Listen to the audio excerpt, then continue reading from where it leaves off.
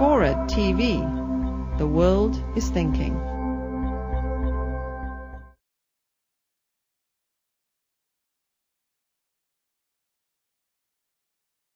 This may be a good time to go back in history a little bit.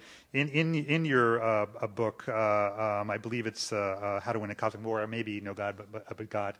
You talk about Sayyid Qutb from Egypt, who one of the founders of the Muslim Brotherhood, and how when he was in the United States, this is granted the late 1940s, he was very troubled by what he saw as American superficiality, materialism, and all these other things that in some ways still exist in the minds of people around the world as something they could label Americans, superficial, et cetera, and yet obviously that comment in itself, I mean, granted, I'm boiling it down to a sentence here. That comment in itself is reflective of how people are superficially looking at the United States.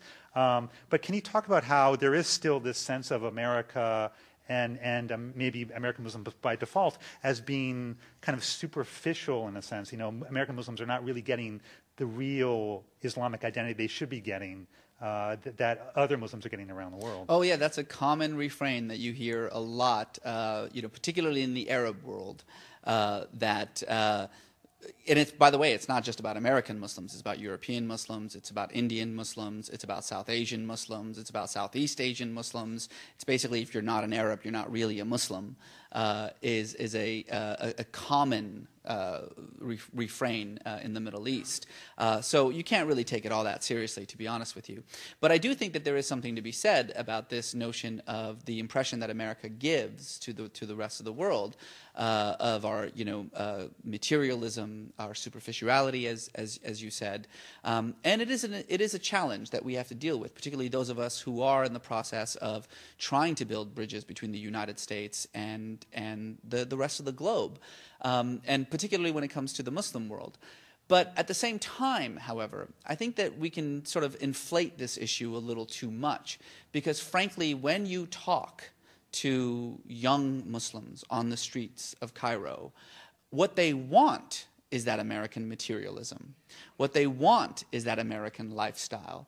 And perhaps some of that anger and bitterness has to do with the fact that they don't have it. An enormous amount of the anger and bitterness has to do not with American culture or American society or the American people, but American foreign policy. And they have the kind of sophistication that is often lacking in the United States to differentiate between the American government and the American people. We in the United States tend not to do that. I have a theory about this, by the way. I think primarily it's because in many of these other countries, in Egypt, in Iran, in Syria, what have you, the government does not represent the people. Very few Iranians think that their government actually represents them. Very few Egyptians think that. And so they assume that that can't possibly be the case in the United States either. That if the government is pursuing a particular foreign policy, well, that can't speak for Americans. Whereas we in the United States expect our government to represent us, and we just assume that other people's governments represent them. And so if Iran is doing so-and-so, then that must be how the Iranians feel. But I think that we need to learn a lesson from many of these peoples to make that important differentiation between a culture and a government, between a people and a policy. And I think that sense of person to person, or what we call public diplomacy, is really the future for the kind of bridge building that I've been talking about this entire time. And this differentiation between a government and its people came into focus completely in your native country, Iran.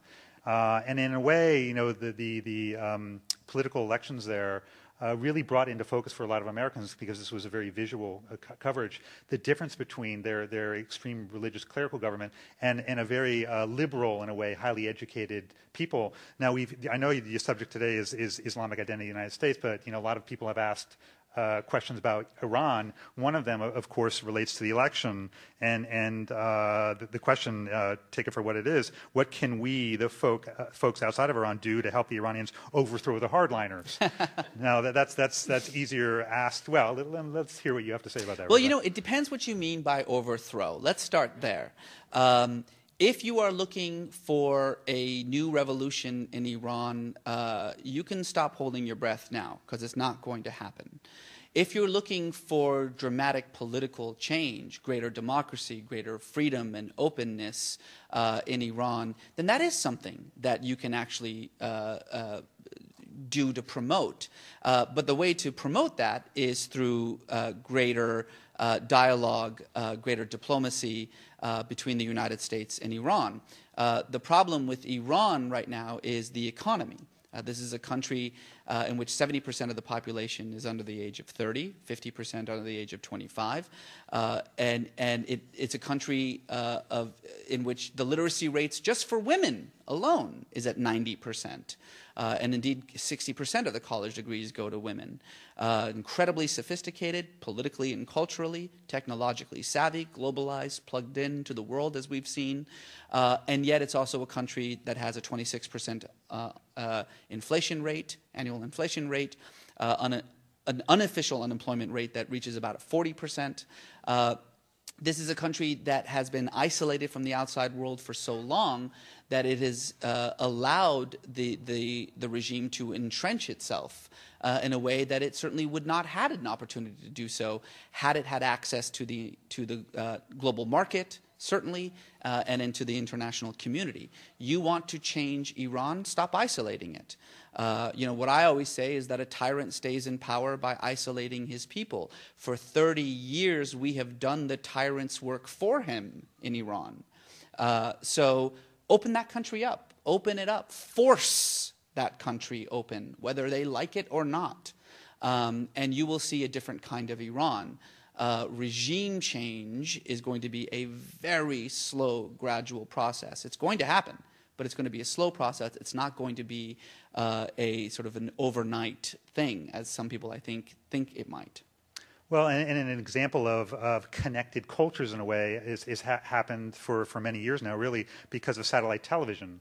And a lot of Iranians view American Iranian TV stations. You live in Los Angeles. There are many based there. That's right. And in fact, I imagine that you've probably been on some of these stations. And if you go to Iran, as I was last in 2004, people there are in some ways even more familiar with American culture than a lot of Americans are. Granted, this is a limited a sliver of it.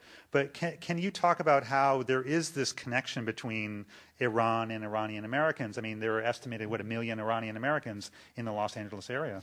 Yeah, that's right, as we call it, Terangeles, actually. But yes, there are, I think, about 8 or 9 satellite stations, and they're enormously popular in Iran. I've been to villages where I've seen mud huts with satellite dishes. And it doesn't matter whether you're conservative or liberal, whether you're pious or not. The fact is that if you want any kind of Persian language entertainment, you're not going to get it on state television, so you watch it, beaming out of Beverly Hills and out of Westwood. And in that regard, Iranians in Iran appreciate it very much. What they don't appreciate is the propaganda that comes with it. And I spoke to actually the owner of the largest of the satellite stations, who said to me, without any sort of doubt, that his purpose is to entice Iranian youth with what their fellow Iranians in America, and by which he means Los Angeles, have. And what they have are Bentleys and Lamborghinis. So they show these music videos of Persian pop stars grinding, against each other in steamy nightclubs, and then they follow it up with a quote-unquote news broadcast whose purpose is to get kids in Iran to pour out onto the streets and overturn their government. And when you talk to the kids in Iran, what they say is, "Thank you so much for the video. Thank you. It's fantastic. I love that song."